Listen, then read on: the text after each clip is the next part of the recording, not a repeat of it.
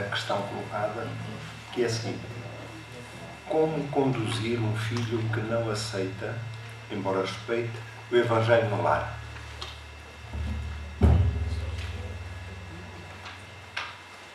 Espero que tenham tempo pela manhã. Então, vamos dividir aqui o problema, não é? E a questão, acho que depois mereceria assim um bocadinho mais de contexto para vermos esta questão de porque é que primeiro, de que criança é esta criança, se estamos a falar de uma criancinha de 5 anos ou se já estamos a falar de uma marmanjão de 15. Aqui, o que é que... Porque não aceita, mas respeita. Ou seja, eu acredito que a criança esteja no Evangelho do lar. Então, pensando no que é o lar e o que são as atividades de família. Há coisas que dentro de um lar não são opcionais. O banho não é opcional. O jantar não é opcional. Então, se a criança toma banho, se a criança faz parte das refeições, se a criança faz parte das atividades, num lar espírita, o Evangelho no lar é mais uma atividade onde todos têm que estar. Ou pelo menos assim se faz o convite. Quando nós estávamos a falar da criança não aceita, mas respeita, nós temos aqui que ver várias coisas. A envolvência da própria criança, porque a criança também não está sozinha, não é? E outro, aquilo que falávamos anteriormente, que é quem é esta criança.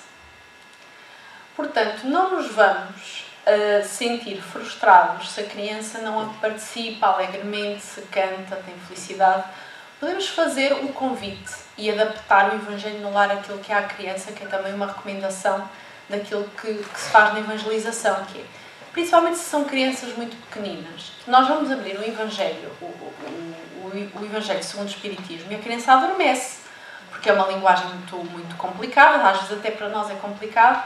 Ou seja, vamos fazer uma leitura mais adequada à idade, tentar cativar, primeiro para que o Evangelho no lar esteja mais adaptado à criança, e não há problema nenhum.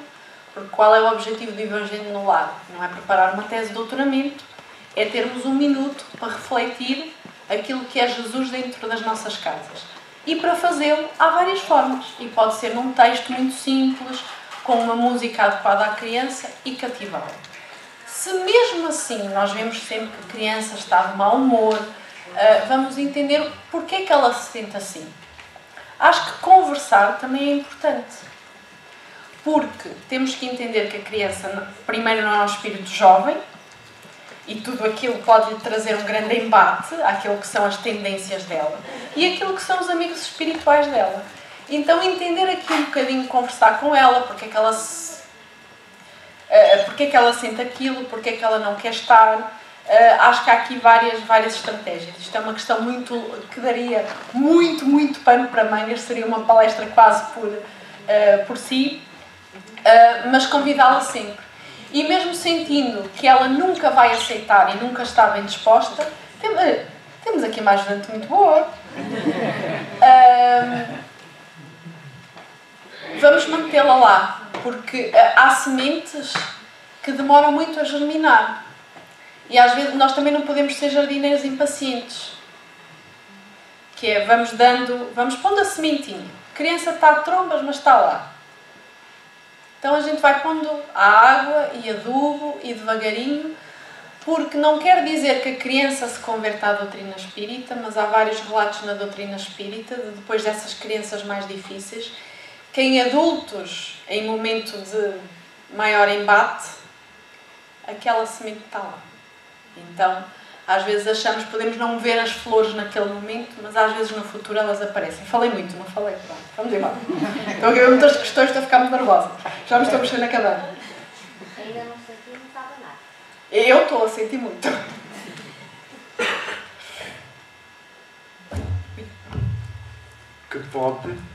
Que pode fazer um pai ou mãe, educadores, que não tiveram oportunidade deste ensinamento e hoje carregam uma culpa e os filhos já crescidos se apresentam fechados a esta moral? Primeiro vamos retirar a culpa. Porquê culpa? não deu o seu melhor com a informação que tinha. Estou agora a falar diretamente a quem escreveu a pergunta. Com a informação que tinha, não deu o seu melhor. Culpa porquê? A doutrina espírita chega quando ela tem que chegar à nossa vida. Nada de sentir culpa. Só que às vezes, e eu vou usar aqui, permitam-me a linguagem, isto também acontece muito no mundo empresarial, que é, nós arranjamos um martelo novo e de repente tudo é prego. E queremos usar em todo o lado e não sei o que para cá. A doutrina espírita chegou à nossa vida, felizmente, no momento e na idade que tinha que chegar. Alguns receberam a doutrina espírita de berço, outros receberam com os cabelos brancos ou sem cabelo nenhum, porque o vento levou a alguns, e está tudo certo. Está tudo certo. Culpa porquê? A melhor forma de evangelizar e de levar a doutrina espírita a alguém não é meter os volumes da doutrina debaixo do braço e levá-los a martelo. É com o nosso exemplo. Estamos melhores pessoas. Estamos a lidar melhor com a vida e com o mundo. Estamos a saber lidar melhor com os problemas. Vida que segue. Porque as pessoas à nossa volta observam que nós estamos diferentes. Então, se os filhos estão crescidos, estão adultos e se calhar até um bocadinho jocosos, que é natural. Eu, por exemplo, sou um espírito terrível, que eu sou terrivelmente irónica e sarcástica. É horrível. Então, qualquer coisa nova já... Eu estou-me a imaginar no papel desses filhos. Adultos. Agora foi para a doutrina espírita, foi lá falar com os mortos. Deixa gozar. Está tudo certo. Retira a culpa e leva o exemplo. Cedo ou tarde, vamos dar tempo ao tempo, eles vão se aperceber que nós estamos diferentes. Se nós estamos diferentes, vai haver um momento que a vida aperta e eles vêm nos fazer perguntas.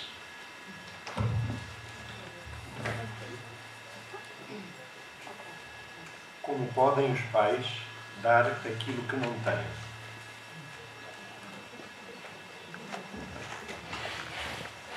É uma pergunta filosófica e eu ainda não tomei café. Mas o que é que o pai quer dar que não tem?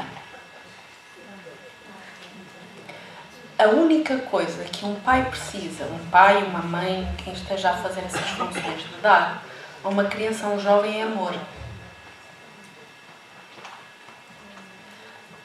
Seja na doutrina que for, seja na ausência da doutrina que for, a única coisa que um pai ou uma mãe devem a um filho é amor. Se alguém teve um filho e não o ama, aí é grave. Aí esta pergunta faz sentido para mim. Agora, como é que dá aquilo que não tem? Quer dar o quê? Uma criança não precisa de uma PlayStation, de um foguetão. Uma criança precisa de amor. O resto são suplementos. A roupa de marca, o balé, o karatê, a natação, as aulas de inglês, de alemão, de espanhol, de russo, de chinês, isso é tudo extra. Porquê é que eu vou dar a uma criança isso tudo se não lhe dou amor em casa? Amor do mais pobre ao mais rico. E o amor segue umas matemáticas estranhas. Que é quanto mais se divide, mais se multiplica. Não sei se vocês já repararam nisso. Quanto mais eu divido amor com os outros, mais o amor se multiplica na minha vida. É uma coisa impressionante. Não sei como é que é na vossa, mas na minha operam umas matemáticas estranhas. Portanto, qualquer pai que esteja aflito, eu não dei uma educação espírita, eu não dei uma PlayStation, eu não dei a aula de não sei quê. E amor deu? É a única questão que um pai tem que fazer sobre si próprio. E amor? É a única coisa que uma criança precisa.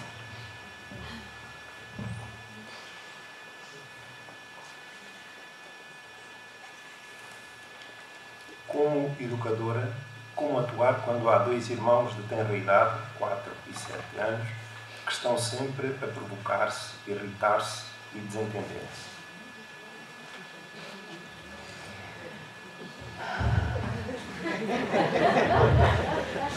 Quem precisa de um abracinho? Quem foi? Vem cá!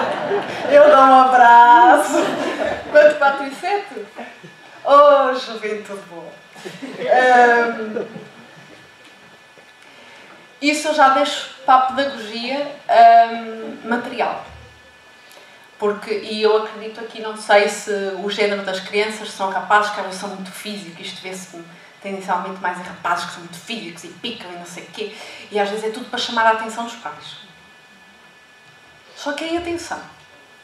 Então vamos observar porque é que eles se picam, porque é que eles se provocam. É ciúmes, é para chamar a atenção dos pais. Eles odeiam-se realmente porque às vezes são obrigados a vir na mesma família porque se odeiam, porque fizeram 30 por uma linha nas passadas.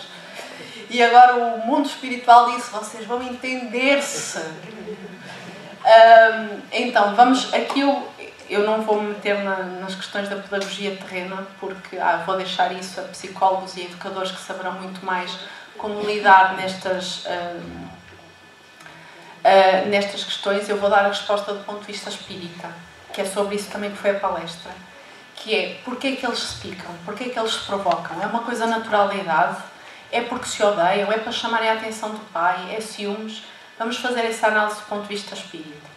Se do ponto de vista espírita não tivermos uma resposta, temos psicólogos na escola, temos quem está mais treinado do ponto de vista da educação, que dá mais estratégias de terreno, que vai observar melhor o comportamento das crianças, por cima nestas idades, e atuar com técnicas melhores para lidar. Eu não tenho a resposta a essas técnicas.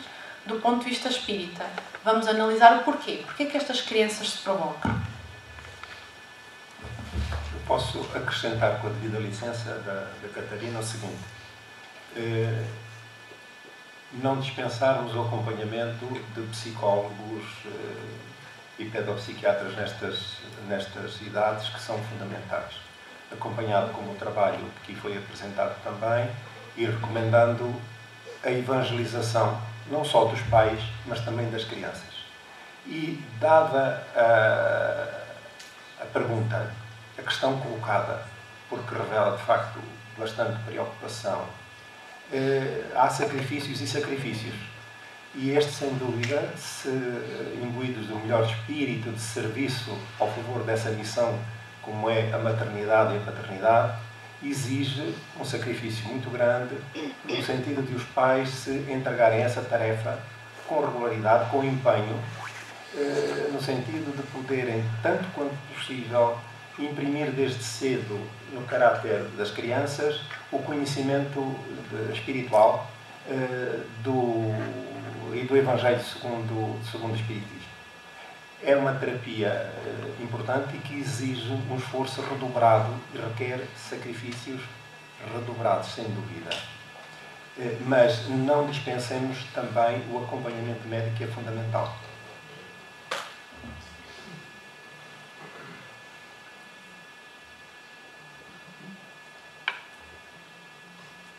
É possível alterar de uma criança ou adolescente com más inclinações, alterar o caráter. Por exemplo, com inclinações para drogas e agressividade.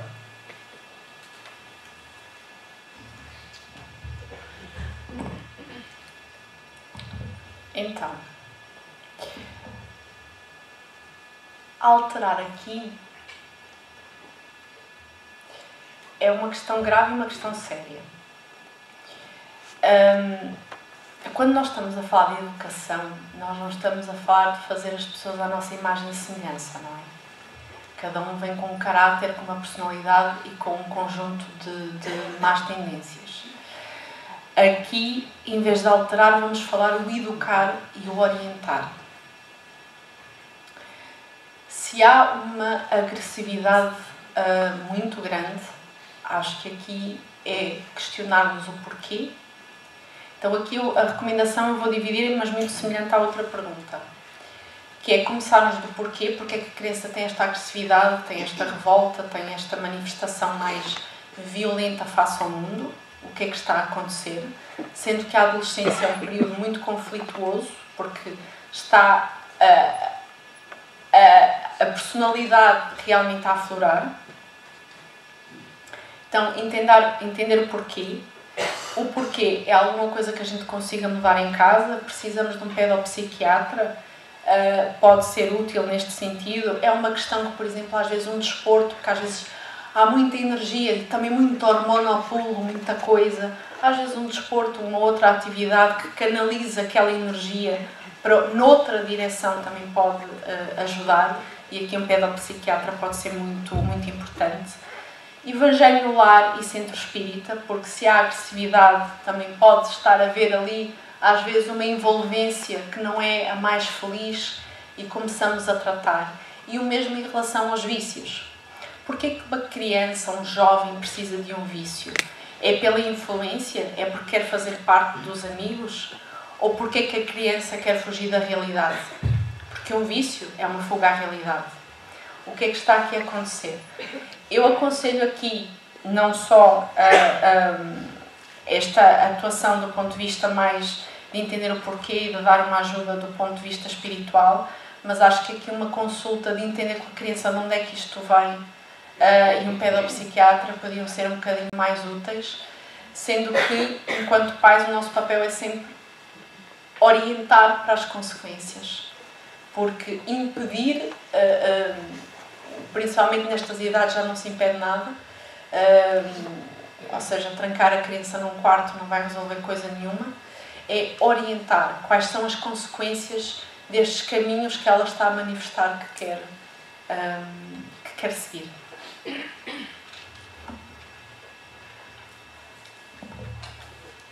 Quais as consequências espirituais pela má conduta na educação dos filhos?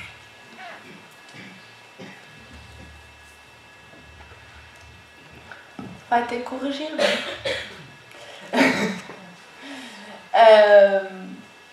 Como em tudo, ou seja, nós muitas vezes nem temos consciência do que é uma má conduta à visão espírita, porque educamos segundo aquilo que são os preceitos de materialismo e aquilo que é muito bem. Eu estou-me a lembrar que há uns tempos que eu encontrei uma revista da minha mãe, dos tempos em que ela era jovem, em que educava uma senhora a fumar. Ou seja, como tinha umas, não sei como é que se chama, uma boquilha, uma coisinha, como colocar o cigarro, como uma senhora deveria segurar o cigarro. Ou seja, há coisas que nós educamos e nem sabemos que é uma má conduta. Vamos descobrir depois, mais tarde, tipo surpresa. Consequência, corrigir. Voltamos e corrigimos. Temos oportunidades para isso. Sendo que se de alguma forma nós sentimos que falhamos em algum ponto, ainda estamos a tempo e temos outra coisa maravilhosa, outra ferramenta que é maravilhosa, que se chama prece. Portanto, onde nós não chegamos, alguém há de chegar. Não sei se respondi exatamente a esta questão, porque eu senti assim esta questão que tinha umas raízes um bocadinho mais profundas, mas se for o caso, depois no café.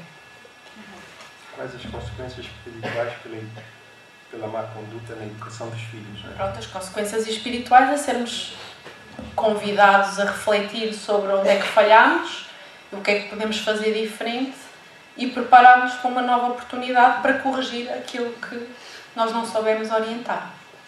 São as consequências espirituais. Mas ninguém vai estar lá com um chicote de ai, mau pai, isso não vai acontecer.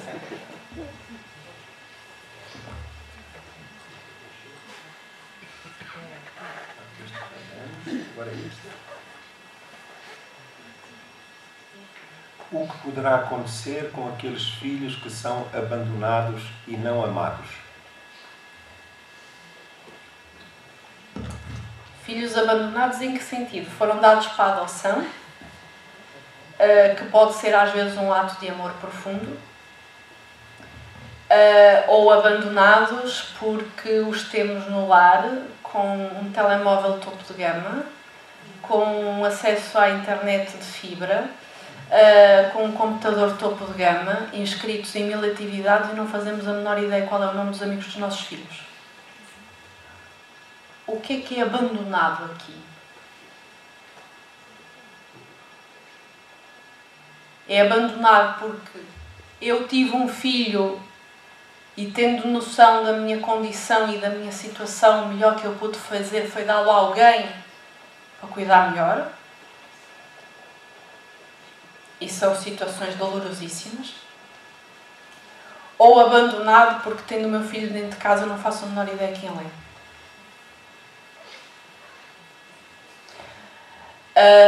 O que é feito? O que é que acontece a essas crianças? Depende. Não sou futurologista, não consigo ver. Não consigo ver o que é que são abandonadas. Eu disse que era tia, eu sou tia de 2 gêmeas que foram adotadas. E as cachopas têm tanto amor, que eu acho que às vezes as espreguei e sai assim coisas pelo... sai fofura por todo lado. Portanto, aqui vamos refletir o que é o conceito abandonado. Porque às vezes quem vem para a adoção, não é? Aquelas 2 cachopas chegaram à família, são nossas. Foi só o meio que a espiritualidade teve de meter as 2 cachopas na família. São fofíssimas, terríveis. Enfim, destrói-me a casa toda, metem-me tudo em pantanas, tenho as paredes brancas todas, enfim. Às vezes são só os caminhos que a espiritualidade precisou para meter as cachopas na nossa vida. Não sei o que é que elas foram abandonadas, nós encontramos. O que é abandonado? Vamos refletir sobre essa palavra. O que é que lhes acontece espiritualmente? Porque às vezes o abandono está dentro da nossa própria casa.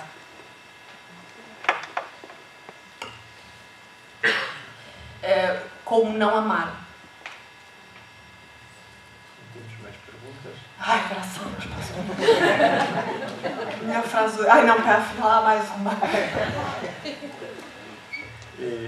O quanto a criança pode ser influenciada por espíritos desencarnados?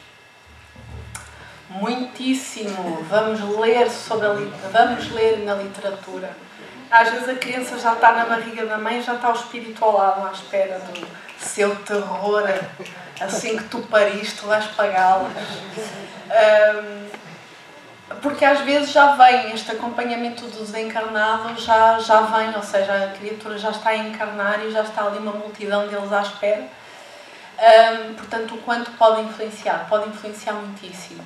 Sendo que também há um espírito desencarnado que influencia muitíssimo, chamado anjo da guarda. Porque a gente pensa, a criança é acompanhada de espíritos desencarnados e vê obsessores chifrudos. Está toda a gente à espera do capeta. Anjo da guarda também é espírito desencarnado. Coitado. Sempre esquecido. Também vem com a criança. A mãe está ali grávida, está a criança e o espírito e o anjo da guarda também. A influenciar também. A influência dos espíritos desencarnados vem desde o momento do reencarno. Agora, que espíritos? Se estamos a falar dos maus espíritos, pode ser, já vem a acompanhar, pode ser assim que envolva. Agora, como é que se combate isto? É que o obsessor, e quem lê a literatura espírita também encontra outra coisa incrível, é que um obsessorzinho precisa de uma coisa tão querida, tão querida. Um obsessor também precisa de amor.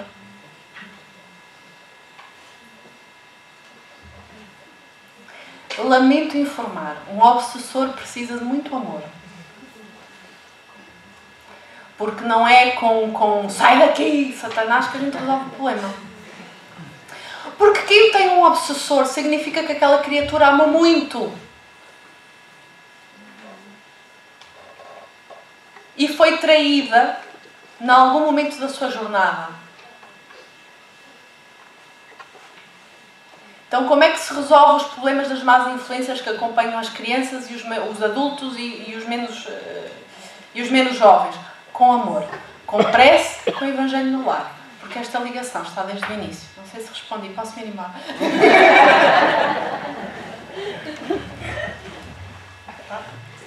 Vamos acrescentar aqui, com pedido de licença, o seguinte. O tema central do trabalho foi a arte de manejar o caráter. E nós espíritas, por questões ancestrais que nos foram incutidas e que nós aceitamos ao longo das reencarnações sucessivas, o medo do demónio, as limitações ao desenvolvimento do critério, da avaliação, a relação do homem com Deus e de Deus com o homem, de tal sorte que vivemos obcecados com a ideia da influência externa do demónio sobre nós. E, transitados para a doutrina espírita, transformamos ou substituímos o demónio propriamente dito na linguagem mais tradicional pelos espíritos obsessores. E então, quando chegamos à doutrina espírita, que já vimos conhecedores desta matéria e hoje, então, com muito mais facilidade pelas redes sociais, o nosso medo persiste. Agora deixou de ser o demónio, passaram a ser os espíritos desencarnados. E, portanto, quando chegamos ao centro espírita, nós falamos normalmente da influência dos espíritos desencarnados, dos obsessores, mas não cuidamos de apreciar o caráter do encarnado, do obsidiado.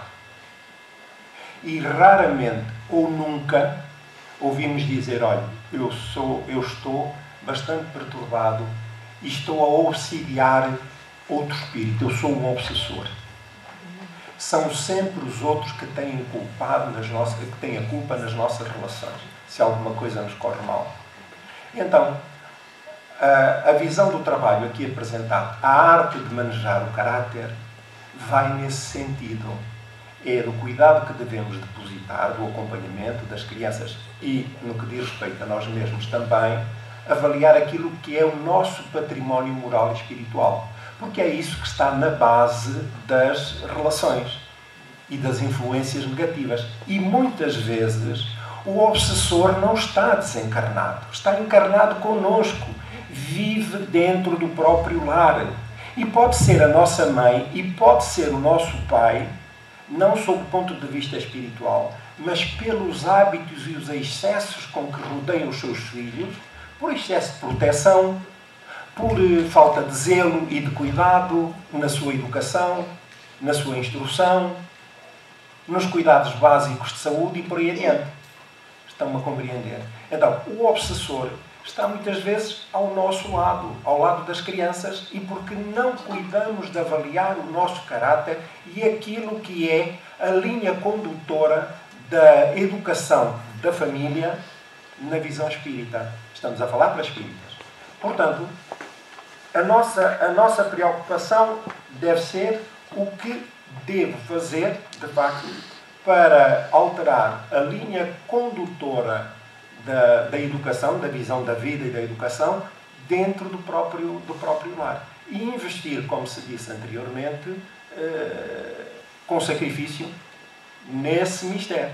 Porque, não havendo isso, nós passamos de reencarnação em reencarnação na condição de obsessores, subtis, mas somos, e estamos a atribuir culpas a terceiros, porque coitadinhos estão muito longe de nós.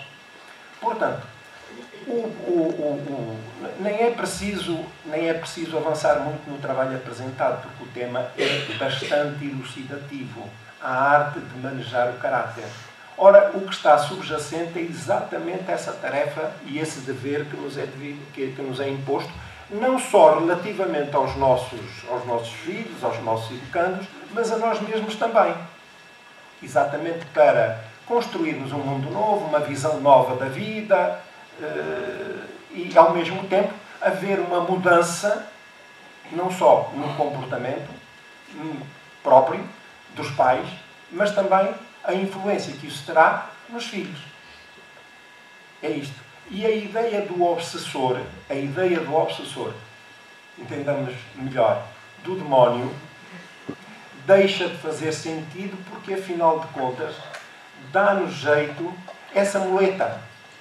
Porque mudar o caráter é sempre muito difícil e problemático. E nós não estamos para aí virados. É muito difícil. Mas é para aí que nós temos que caminhar. E foi dentro desta linha de raciocínio que o trabalho nos induziu Portanto, a arte de manejar caráter. Primeiro dos pais e depois por influência ou sequência dos filhos, dos nossos educandos. Isso é fundamental. Para não estarmos dentro do centro espírita sistematicamente com a ideia de que estamos obsidiados, que os espíritos não nos largam, os maus, porque os bons todos nós gostamos, mas os maus, ou menos bons, não nos largam. E afinal de contas, nas reuniões de assistência espiritual, se perguntamos, e muitas vezes ocorre diretamente ao espírito, porquê é que o senhor está a incomodar esta senhora ou este senhor? Eu? Não, ele é que me atrai. Ele é que me atrai. E atrai porquê? Porque, em boa verdade, o que é que eu estou a dizer aos outros? Eu sou bom, sou boa pessoa. Porque o meu lado sombra, que o tenho, eu não o revelo a ninguém. Mas os espíritos sabem. E é esse lado sombra que os atrai. Os pensamentos, os sentimentos. Quem é que diz assim, olha, eu não sou boa pessoa. Não sou. Tenham cuidado comigo. Tenho sempre muito maus pensamentos, sempre muito maus sentimentos. Não, nós não dizemos, nós dizemos sempre o contrário. Mas os espíritos sabem qual é o geis do nosso caráter. E é isso que os atrai. Enquanto não houver mudanças, não há cortes, não há separação. Então, nós vamos dar por terminado este trabalho. Dar os parabéns à Catarina pelo excelente trabalho. E dizer que algumas respostas estão fora, ou melhor, algumas questões apresentadas estão fora do contexto e, como tal, pedimos que nas intervenções subsequentes estejamos focados no tema e colocar uma questão, a dúvida, que diga respeito ao próprio trabalho. É fundamental para enriquecimento do mesmo. Contamos com a disponibilidade de todos. Então, eu passo a palavra à nossa querida Isabel.